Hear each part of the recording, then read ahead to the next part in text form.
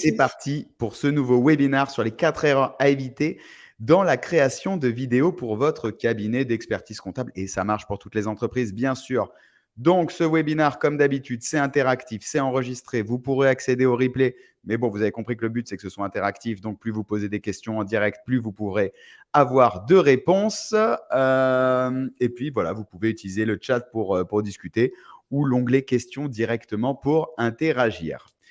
Le plan du webinar, donc ce qu'on va voir, ne pas faire donc un peu les erreurs, ne pas faire de vidéo, ne pas s'adapter au format de la plateforme, ne pas avoir de ligne éditoriale, ne pas avoir le bon matériel. Et j'ai prévu de vous montrer tout le matériel qu'aujourd'hui on utilise et que vous pouvez utiliser vous aussi. Et à la fin, évidemment, pour ceux qui seront là, la petite ressource cadeau comme on aime vous faire à chaque webinar. C'est parti Marion, je te laisse te présenter. Alors du coup, moi je suis Marion et je suis chef de projet marketing et communication chez Booster Digital. Je travaille avec Alexis depuis maintenant presque 2 ans et mon objectif c'est de permettre aux experts comptables d'avoir le plus beau métier du monde en les accompagnant sur tous les aspects stratégie, marketing et communication.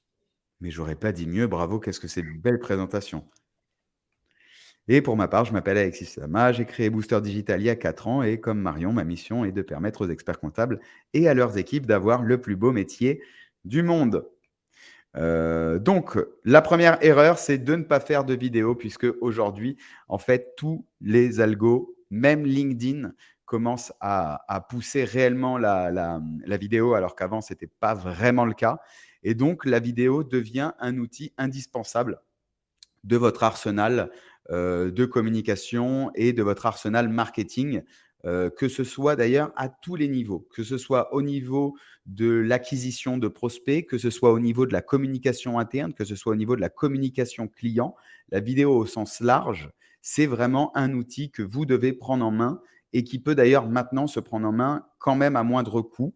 Donc, c'est vraiment le premier point, la première erreur à ne pas faire, c'est de ne pas faire de vidéo. Ça permet donc de renforcer votre présence en ligne, ça permet d'attirer les prospects, ça permet de communiquer de manière plus engageante puisque vous allez personnaliser la relation. Et quand on voit la montée des intelligences artificielles et donc potentiellement le petit doute sur qui a rédigé cet article, qui a rédigé ce post, etc., bien qu'il existe des intelligences artificielles qui font des vidéos, je pense que vous reconnaîtrez toujours la personne que vous avez en face de vous en matière de vidéo. Et puis, le format permet de mieux transmettre ou du moins de mieux faire passer certaines informations pour éduquer et informer sur certains sujets, à la fois d'ailleurs des sujets techniques et à la fois des sujets plus légers, puisqu'encore une fois, il faut bien se poser la question de à qui on veut communiquer, quelles sont les informations qu'on veut communiquer. Et quand on voit le temps d'attention qu'on peut avoir de nos jours, la vidéo peut permettre de gagner pas mal de temps entre un article qu'on va mettre une journée à écrire qui va faire entre 1000 et 3000 mots et une vidéo, ce même article dont l'information principale sera mise en vidéo sur la bonne plateforme.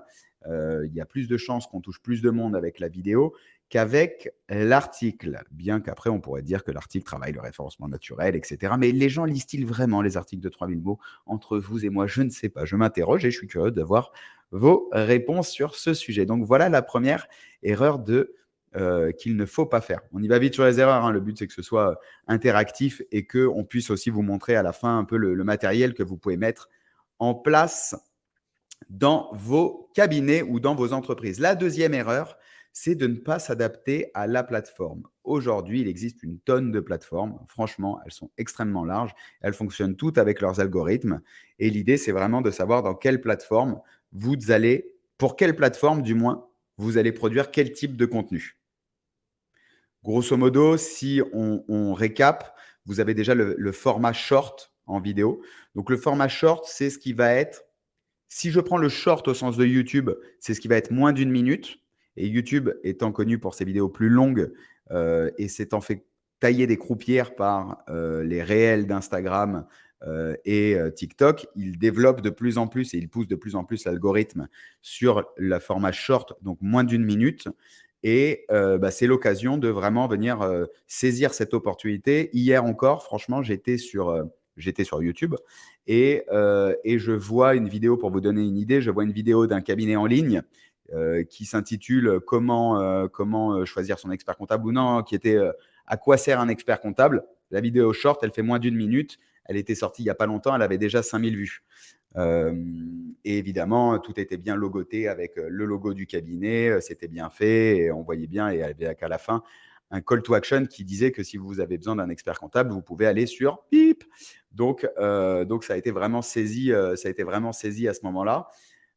Donc il y a ce logique de short qui va être moins d'une minute sur l'avantage de le faire en moins d'une minute, c'est que vous pouvez le mettre sur toutes les plateformes, ou alors d'aller le pousser jusqu'à 2-3 minutes si vous voulez prendre un peu plus de temps pour aller sur Insta, sur TikTok. Le but d'un short, c'est qu'en fait, toujours pareil, il faut imaginer qu'on a assez peu d'attention. Donc, quand votre cible va venir scroller dans son fil d'actualité du réseau social, il faut vraiment qu'il arrive à trouver l'information qui va venir lui faire stopper son scroll et qu'il ait les bons sous-titres au cas où il n'ait pas les écouteurs et qu'il ait vraiment l'information qui lui donne envie de rester jusqu'au bout. L'algorithme des plateformes dont on parle là pour les shorts, poussant évidemment les vidéos qui sont vues jusqu'au bout. Ça, c'est pour la partie short. Et puis après, vous avez cette fois la logique des vidéos qui sont sur des formats plus longs.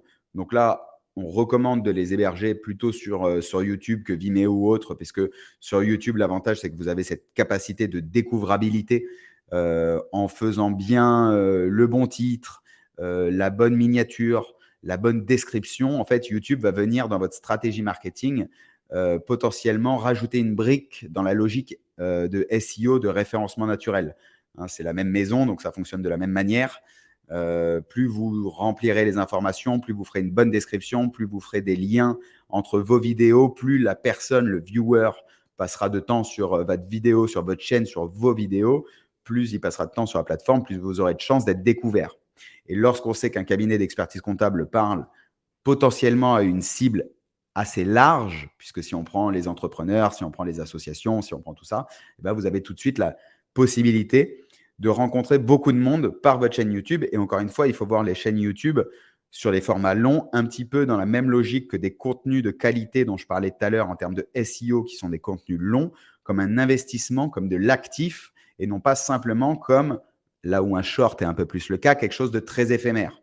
Parce que votre vidéo que vous lancez aujourd'hui peut et va continuer de vivre pendant 1, 2, 5, 10 ans si vous êtes sur un thème qui est un thème, ce qu'on appelle evergreen, donc qui dure un peu plus longtemps. C'est vrai que si vous faites sur un thème d'actualité, de fiscalité à l'instant T, vous pouvez le faire, mais n'espérez pas qu'elle dure très longtemps dans sa durée de vie. Donc, pourquoi faire des vidéos longues? Ça permet de poser le sujet, montrer et démontrer un peu plus longuement votre expertise. Ça apporte une certaine forme de crédibilité. Toujours pareil dans ce que je disais juste avant sur les shorts, c'est qu'on ne sait plus qui fait quoi en matière d'écrit. Donc, à partir du moment où, typiquement, si vous allez demain sur ma chaîne YouTube et que vous regardez les vidéos qu'on est en train de sortir, vous verrez bien que ce n'est pas une IA qui vous fait ces vidéos. Ça peut être exactement la même chose aujourd'hui dans votre cabinet. Ça augmente la valeur perçue et puis ça permet de personnaliser encore une fois la relation, créer du lien. Montrer aussi, ça permet, ces vidéos un peu plus longues, permettent de montrer parfois l'envers de l'entreprise, enfin l'envers, du moins le behind the scene. Je ne l'ai pas en français, mais bon, voilà. L'envers du décor, pas si, l'envers du décor. Ouais. Sorry, comme on dit. Et puis voilà, ça permet aussi de venir bosser le référencement naturel, la découvrabilité, sachant que si vous intégrez les vidéos longues dans une stratégie marketing globale, une vidéo longue peut aussi faire l'objet d'un article.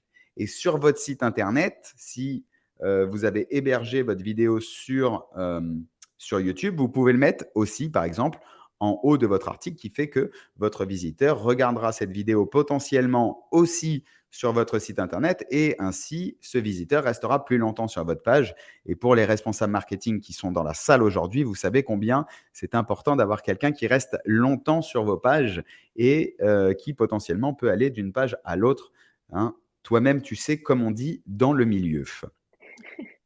Voilà pour les formats longues vidéos. La troisième erreur, c'est donc de ne pas avoir de ligne éditoriale claire et percutante. Marion, qu'est-ce que tu veux nous dire au sujet de la ligne éditoriale claire et percutante? Bah, en fait, l'intérêt, ça va être de chercher les bonnes thématiques qui vont correspondre à votre cible et à vos buyers persona. Nous, on aime bien chez Booster le faire par système de mapping, c'est-à-dire qu'on va définir des grandes thématiques et dedans, on va aller chercher toutes les idées de vidéos possibles liées à cette thématique qui pourront répondre à leurs interrogations, qui pourront les aider, que ça soit, d'un événement, que ça soit, d'un sujet d'actualité, d'une actualité fiscale ou autre. Heu, L'intérêt de ça, c'est d'avoir une visibilité globale, de trouver une trentaine, voire même plus de thématiques possibles pour pouvoir après, une fois qu'on a tout ce mapping, quand on va commencer à rentrer dans l'enregistrement des vidéos, pouvoir faire des liens entre eux et c'est ce qu'adore YouTube, c'est de mener le visiteur d'une vidéo à une autre en restant sur la plateforme et idéalement en restant sur notre chaîne, à nous. Et de ces grands formats, on peut définir des petits formats et du coup, ça mêle des grosses vidéos plutôt longues sur YouTube et des formats shorts, soit tirés de cette vidéo, soit en plus, pour les réseaux sociaux. Donc pour trouver ces thématiques, donc on aime bien, identifier les besoins et les questions fréquentes que posent vos questions. Demander à vos équipes qui sont vraiment très proches des clients, toutes les questions qu'ils ont au quotidien. Une fois qu'une question revient 2-3 fois, c'est que vraiment c'est un sujet à aborder, sur les réseaux sociaux en vidéo.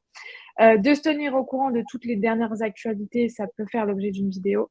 D'évaluer les sujets qui suscitent le plus d'intérêt, le plus d'engagement auprès de votre cible, et toutes les thématiques qui vont leur parler. Donc nous, on utilise notamment l'outil Miro qui, permet de structurer et de faire un mapping, très clair, très interactif et qui peut être partagé entre plusieurs personnes de l'équipe.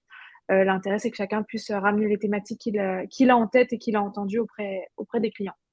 Ce qui est en fait, pourquoi on dit que c'est une erreur, c'est que potentiellement, hein, en fonction de votre rôle dans l'entreprise, mais que vous soyez responsable marketing ou que vous soyez expert comptable, on sait que le temps manque, comme à tout le monde. Et donc, en réalité, quelqu'un va dire: ouais, tiens, on lance une vidéo, super, on va prendre son téléphone. On vient juste après, hein, sur le matériel. On va prendre son téléphone, on va tourner. On ne sait pas trop où on va tourner. La première, elle passe comme ça. La deuxième, elle passe comme ça. Puis après, on n'a plus le temps.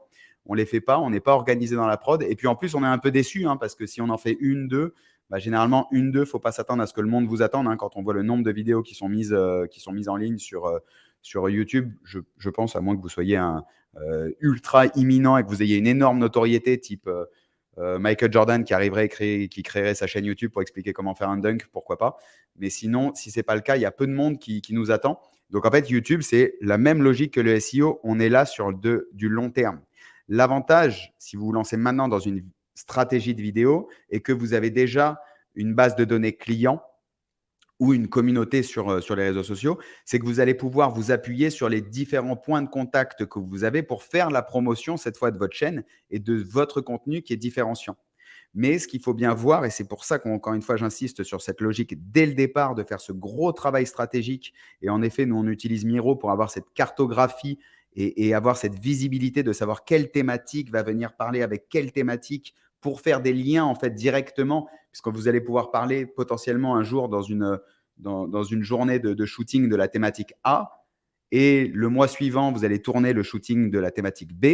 Mais dans la thématique A, vous avez la vidéo 2 qui doit faire référence à la vidéo 3 de la thématique B. Et ben, au moment où vous la shootez dès le départ, vous êtes organisé pour savoir que dans le script, vous allez parler de la vidéo 3 de la thématique B. Et ça, c'est pour ça que ça demande un vrai travail dès le départ, de cadrer avec les personnes qui vont passer à la caméra, de dire voilà, on prévoit X temps de shooting vidéo par mois. Ça peut être une demi-journée, ça peut être une journée. À vous de voir combien vous voulez en produire, qu'il s'agisse, encore une fois, dans la stratégie de short ou de vidéos plus longues, sachant que si vous avez une stratégie de vidéos plus longue, en fonction de comment vous les produisez et en fonction des thématiques que vous voulez aborder, vous pouvez aussi très bien décider de trouver des moments de short à réexploiter dans ces vidéos longues. Comme ça, vous faites d'une pierre deux coups. Mais dans tous les cas, ce qui est indispensable dès le départ, c'est de dire sur la stratégie vidéo que j'ai envie de me lancer, qu'elle soit short ou longue, je ne laisse pas sa place au hasard, je mappe les contenus que je vais vouloir aborder et je connais quasi à l'avance mon planning de production à 3 mois. Ça permet aussi d'itérer, de trouver sa voix, parce qu'en fait, la vidéo, ce qui est important, et c'est pour ça que c'était l'erreur numéro 1, c'était de ne pas en faire. La vidéo, c'est un exercice dans lequel on s'améliore de façon continue. La première vidéo qu'on fait, sauf si vous êtes un acteur ou si vous avez un acteur, c'est pas naturel de parler en face d'une caméra, sauf si vous êtes potentiellement influenceur. Et encore, je suis sûr qu'au début, c'était pas naturel pour eux.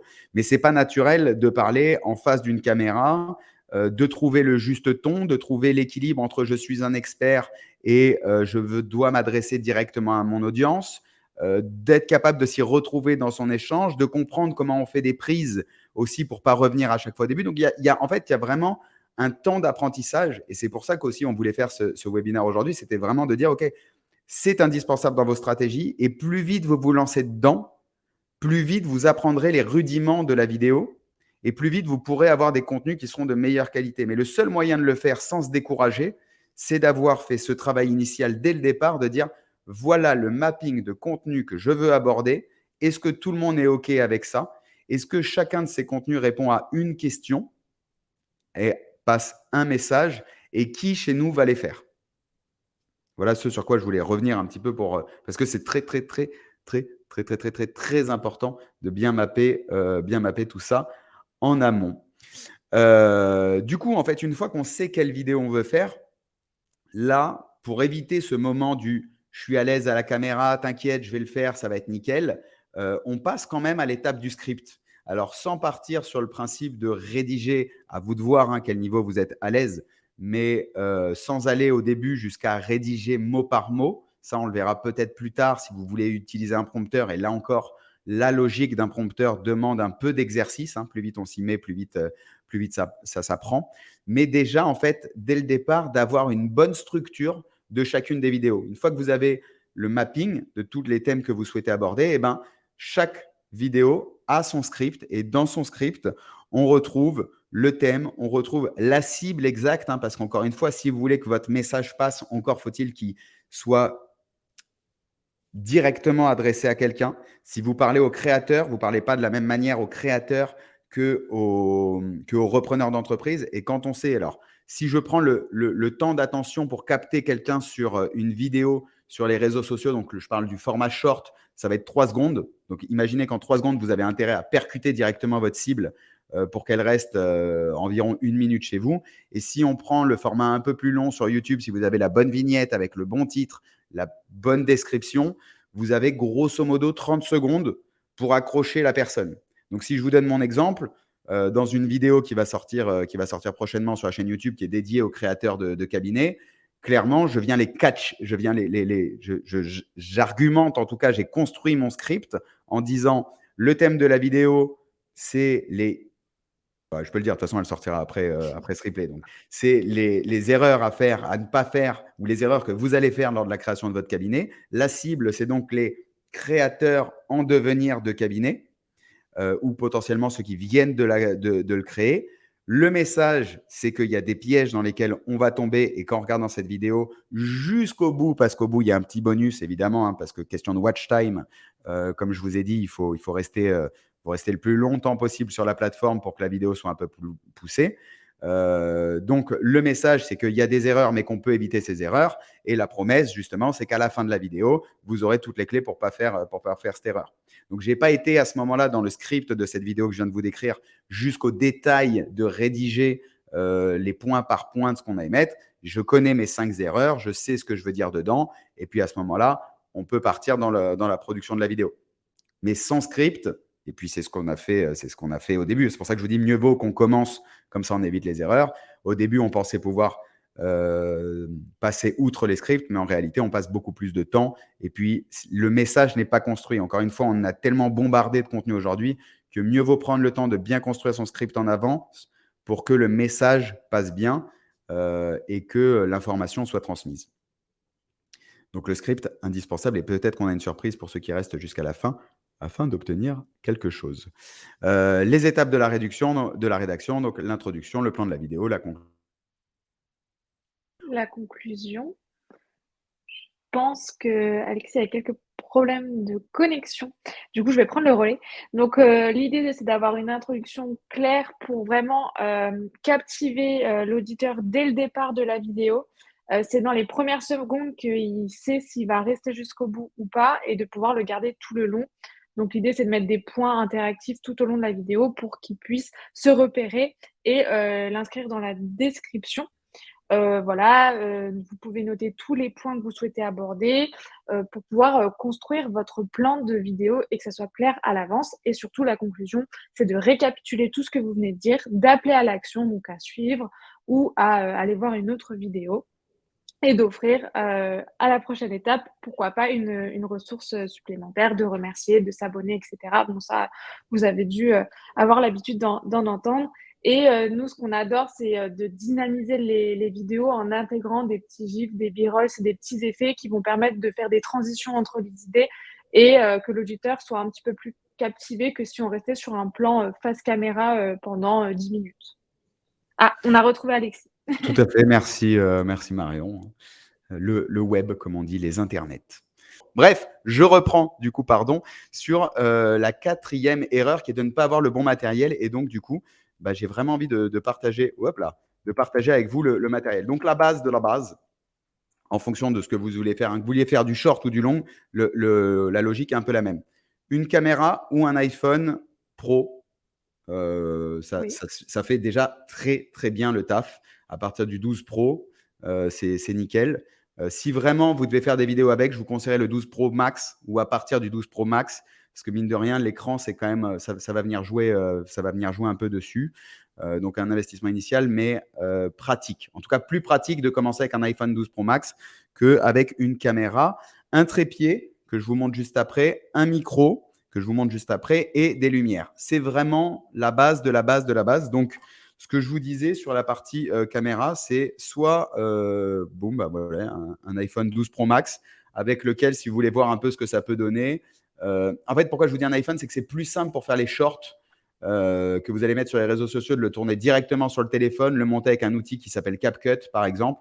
C'est quelque chose qu'on peut faire assez facilement, sans grands moyens tous, et qui est pratique. Après, dans la logique de la caméra, je vais le faire step by step, hein. Après, dans la logique de la caméra, si vous voulez un matériel qui est un peu plus professionnel sans partir dans des dépenses qui sont incroyables, je ne peux que chaudement vous recommander le Sony ZV-E10, qui est un boîtier qui a été créé par Sony, qui est vraiment construit pour tout ce qui va concerner les vlogs et qui est vraiment fait pour du YouTube, assez simple. L'avantage, c'est qu'il a un petit écran qui se retourne. Si demain, vous êtes amené à vous filmer seul, hop, il est comme ça et puis il peut être comme ça. Donc ça, c'est assez pratique. Et puis après, par contre, quand on arrive sur ce type de matériel, se pose la question de la lentille, de l'objectif qu'on va venir mettre par-dessus. Et donc là, c'est important pour vous de bien savoir quel type de vidéo vous allez vouloir venir faire. Pour nous, sur la chaîne, pour les vidéos qui sont tournées au bureau ou qui sont des face cam un peu sympathiques, on a pris le Sigma 30 mm. J'ai l'impression en vous disant ça d'être un youtubeur matériel, un youtubeur matériel vidéo, mais en tout cas voilà, comme ça je vous évite les nombres d'heures et de tutos que j'ai pu me faire durant les nuits de la période fiscale, et heureusement qu'il y avait la période fiscale pour ça. Donc je reprends donc un Sigma 30 mm qui fait vraiment une super qualité d'image pour commencer en tout cas sur le format YouTube. Ça, c'est vraiment la base de la base. La caméra, l'objectif ou un bon iPhone 12 Pro ou 13 Pro ou 14 Pro Max, c'est un investissement indispensable. Autre investissement, tant que je suis sur la partie matérielle avant d'arriver au trépied, c'est le micro. Puisqu'en fait, le son a aujourd'hui peut-être autant, si ce n'est plus d'importance dans le fait d'arriver à capter l'attention. Alors, si vous faites des shorts et que les gens n'écoutent pas le son, vous me direz c'est pas important, mais ceux qui voudront écouter le son, si le son n'est pas bon, si ça résonne, si c'est pas de qualité, vous allez perdre tout de suite la personne. Donc pour ça, c'est assez simple, et encore une fois, on peut le faire avec des budgets qui sont assez limités. Nous, on avait commencé avec un micro cravate Rode et un petit donc un micro cravate Rode et puis le petit Bitonio qui vient se brancher directement sur l'iPhone. Comme ça, le son était pris directement dans la vidéo. 2 en 1, on gagne énormément de temps, on le passe sur CapCut, on le monte, on y met les sous-titres et roule jeunesse. Comme ça, la qualité sonore est bonne, on l'accroche là. Après, si vous voulez commencer à vous chauffer, alors si vous le faites avec l'iPhone, c'est comme ça. Si vous le faites avec une caméra, ce que vous faites, vous prenez quand même ce micro que vous branchez sur l'iPhone ou sur votre téléphone en mode dictaphone et vous enregistrez bien.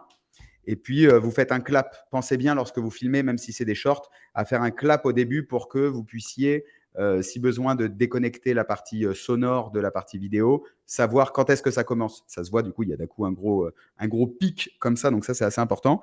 Et puis après, si vous voulez vous chauffer un peu plus sur la partie matérielle et que vous allez commencer à filmer en extérieur, que potentiellement vous allez filmer 2 personnes, je vous recommande ce petit boîtier qui est les micros DJI Hop, et où là, c'est vraiment très, très efficace. Ça vient se connecter soit directement à votre appareil photo, soit directement à votre iPhone. Vous pouvez avoir 2 micros, ils s'accrochent très facilement. La qualité est assez ouf. Il y a un petit bonnet si vous devez filmer dehors.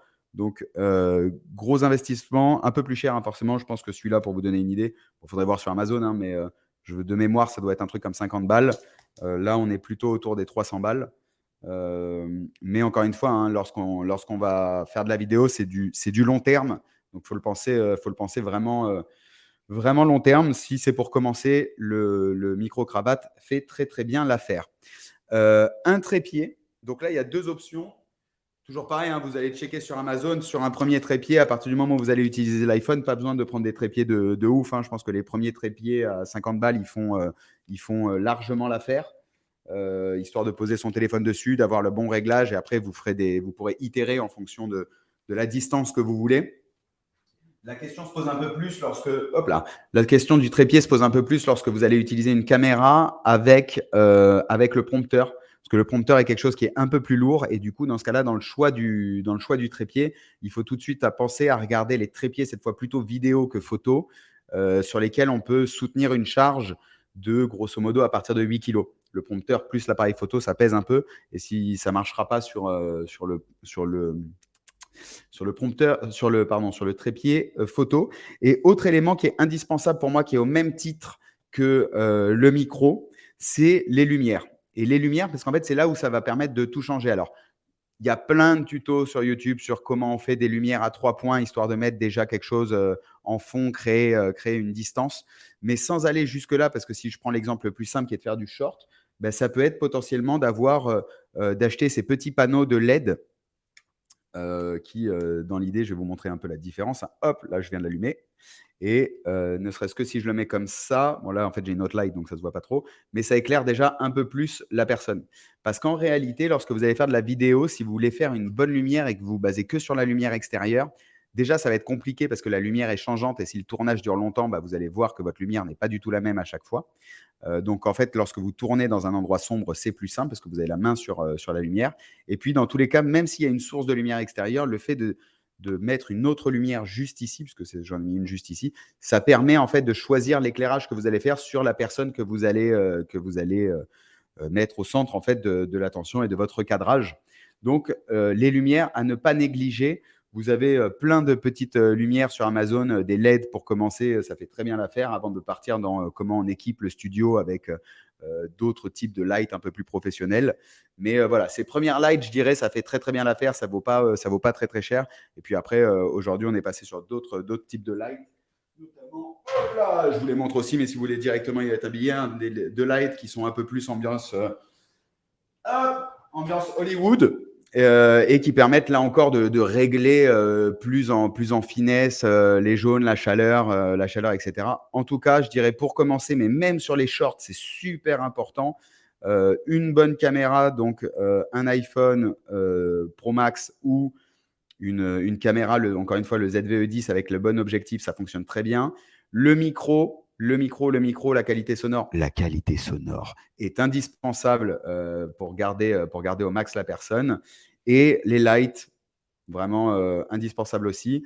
Quant au trépied, donc à voir en fonction des lights, ne tombez pas dans le piège. À voir en fonction des lights que vous achetez. Parfois, il y en a qui sont livrés avec trépied. Parfois, il y en a qui sont livrés sans trépied. Si elles sont livrées sans trépied, bah, pensez bien à acheter aussi les trépieds pour les lights, sachant que voilà, si on doit partir sur une logique du nombre de lights qu'il faut avoir, c'est minimum 3, 2 devant, une derrière pour mettre votre personne que vous souhaitez mettre en avant plus en avant. Voilà ce que je peux dire sur le matos. Je ne sais pas si vous avez des questions sur le matériel.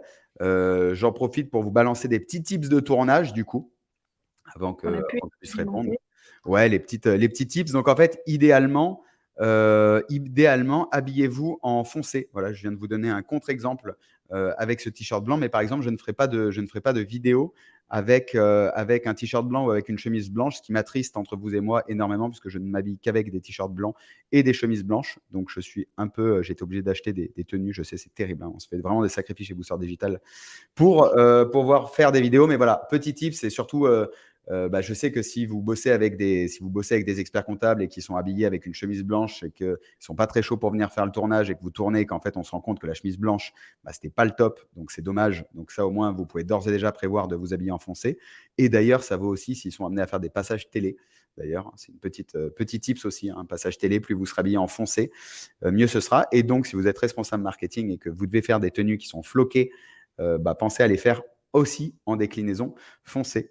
D'ailleurs, on doit avoir des t-shirts, on a un petit t-shirt ABC en foncé qui tourne pour que justement on puisse faire des tournages comme ça. Ce qui est intéressant aussi, ce qu'on peut voir, c'est vraiment ce côté de bien penser à ce que la vidéo sera montée. Donc, à partir du moment où vous avez quelqu'un qui est lancé lorsqu'il tourne, même s'il fait une erreur, c'est pas grave, qu'il ne s'arrête pas, qu'il ne reparte pas au début. Non, ok, c'est bon, c'est dit, j'enchaîne et je reprends et dans tous les cas, ce sera monté. Et du coup, ça m'emmène au troisième point, c'est que à partir du moment où vous travaillez avec soit une agence de qualité type Booster Digital, soit en direct avec un monteur, et ben, lorsque vous produisez ces vidéos, pensez à parler au monteur. Nous, je sais que quand on fait les vidéos pour nous, pour les clients, ou alors même ce qui est encore plus vrai lorsque maintenant je m'amuse à faire des vlogs, je parle énormément au monteur pour qu'il puisse savoir à quel moment il va utiliser quel rush. Qu'est-ce qui, d'ailleurs, on parlait de B-roll, donc ces vidéos qui viennent dynamiser un peu, bah, potentiellement, je peux venir lui dire tiens, là, tu pourrais mettre cette image, et puis je reprends mon explication. Voilà, c'est vraiment quelque chose qui va faire gagner du temps à tout le monde. Et ce temps, vous le gagnerez d'autant plus si vous avez bien scripté en amont, en sachant un peu les blagues que vous voulez faire. Mais voilà, trois erreurs qu'on peut retrouver régulièrement, c'est faut bien penser à s'habiller en foncé et pas en blanc. Ne pas reprendre du début la vidéo, ne pas prévoir, tiens, autre erreur que je peux vous partager aujourd'hui, ne pas être trop ambitieux sur le nombre de tournages prévus dans une journée, surtout si c'est le début. Aujourd'hui, ma reco, ce serait plutôt de partir sur 2 voire 3 vidéos. Alors après, à voir si elles sont longues ou short, mais 2 à 3 vidéos au début, soit une demi-journée de tournage, parce qu'en fait, pour la personne qui le fait, c'est mine de rien un peu fatigant, toujours pareil, hein, sauf si c'est quelqu'un qui est très habitué à ça, mais sinon, ça sort un peu du contexte habituel. Il y a 1 à 2 prises qui sont là pour chauffer le moteur. Et puis après, on peut espérer d'en faire une bonne, 2 bonnes directes. Ce qu'on peut décomplexer aussi, c'est de dire que on n'est pas tous Gérard Depardieu à s'envoyer des premières prises, surtout sur certains sujets techniques. Donc, c'est pas grave qu'il y ait plusieurs prises. Bien au contraire, il y aura plusieurs prises. Mais c'est pour ça qu'il ne faut pas partir trop ambitieux sur une grosse journée de tournage dès le départ en disant OK, je fais 4, comme ça j'ai du contenu. Si vous voulez faire quelque chose de qualité, allez-y plutôt je dirais, euh, Progressif. commençons à marcher avant de courir. Ouais. Et, euh, et dans le principe du mapping, bah, c'est de bien savoir, et à mon sens, c'est plus simple dans une demi-journée de faire 2 vidéos qui touchent la même thématique, voire peut-être qui s'enchaînent, qui devraient s'enchaîner, plutôt que de faire 2 thématiques qui sont rien à voir juste parce qu'on a eu l'idée de les faire. Ça, c'est plus possible sur un short. Un jour, on arrive au bureau, on a un cas. Au bout d'un moment, une fois que la personne elle est à l'aise, ok, bah tiens, voilà. Si demain, c'est ce que j'avais fait la fois où j'avais fait le short sur les 3 tendances de l'expertise comptable. On s'était dit, tiens, c'est quoi les 3 tendances de l'expertise comptable? Bah, boum, on va faire un short. Et c'est relativement facile à faire. On sort l'iPhone, la light, le micro. Voilà les 3 tendances de l'expertise comptable sur 2023. On la prend, on la passe sur CapCut, on l'envoie avec les sous-titres et elle part sur les réseaux. Voilà pour donner un exemple un peu plus concret. 2 exemples de chaînes YouTube qui font du super taf, évidemment, en toute humilité, hein. Bon, alors vous avez Greg Prouveau qui a été l'un des premiers experts comptables. Je ne sais pas si vous connaissez Grégory. L'un des premiers experts comptables à avoir une chaîne YouTube où lui, il produit beaucoup, beaucoup, beaucoup de contenu, tout type de contenu. Il part en live aussi. Enfin, il fait des lives, pardon, plutôt, sur YouTube. Donc, bon exemple en matière de chaîne YouTube. Et d'ailleurs, quand je vois sa bannière, je me dis qu'il serait temps que je refasse la mienne aussi. Mais ça, c'est plus une blague entre nous. Et puis voilà, ma chaîne YouTube sur laquelle bah, en vrai, je teste beaucoup de choses que je viens de vous expliquer aujourd'hui. Alors, on en a un peu plus en stock, mais voilà, je vous invite à suivre cette chaîne car il y a du bon contenu pour les experts comptables qui arrive et même sur les sujets marketing. Après, j'ai le nom qui m'a échappé, mais je sais que j'en avais retrouvé une autre. L'avantage, c'est qu'aujourd'hui, YouTube est devenu un vrai moteur de recherche. Et si je vous prends toute la génération d'entrepreneurs des 35 ans et moins, en fait, on utilise YouTube. Je me suis mis avec les moins de 35 ans.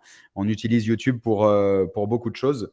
Et ça peut être l'occasion aussi d'augmenter la découvrabilité du cabinet ou de la personne qui va incarner ça dans le cabinet. Voilà ce que je voulais vous dire, voilà ce qu'on voulait vous dire, voilà un peu ces retours de quoi. Ah ouais, oui, c'était peut-être Extensia, mais j'avais vu 2-3 vidéos, mais tu as activé la chaîne YouTube? Faudrait que je retourne voir ça. Mais d'ailleurs, tu soulèves un très bon sujet qui est de dire est-ce qu'on communique sur la chaîne YouTube du cabinet ou je vais aller checker ça juste après Aurélie. Qui est un vrai sujet de dire est-ce qu'on communique sur la chaîne YouTube du cabinet ou alors est-ce qu'on communique sur la personne parce qu'aujourd'hui, c'est potentiellement un peu plus simple sur la personne. En tout cas, du test, nous, on a pris le pari plutôt de la personne que la marque Booster Digital, même si vous la retrouverez assez régulièrement. Après, si on le fait sur la chaîne du cabinet, ce qui est intéressant, c'est de savoir quels sont les formats qu'on va pouvoir créer pour que ce soit des formats qui sont un peu différenciants.